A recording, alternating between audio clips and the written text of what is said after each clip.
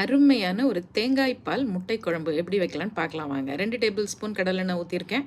வேக வச்ச முட்டை ஒரு 6லேருந்து 8 முட்டை எடுத்துக்கலாம். அதை இந்த மாதிரி கீரல் போட்டு வச்சுக்கோங்க. 2 சின்ன துண்டு பட்டை, 2 கிராம்பு, 1 ஏலக்காய், கொஞ்சம் சோம்பு இதுதான் தாளிச்சிருக்கேன்.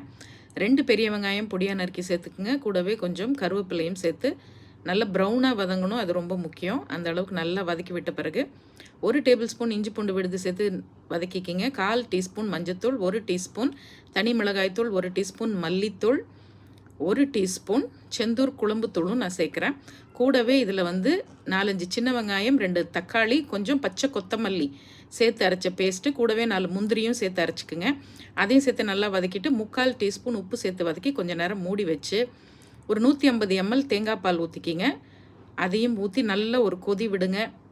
அப்படியே சிம்மரில் வச்சு வேக வச்ச முட்டையை உள்ளே போடுங்க. நல்ல ஃப்ரெஷ்ஷான கொத்தமல்லி தூவி அப்படி இறக்கிங்கன்னா பிரமாதமாக இருக்கும்.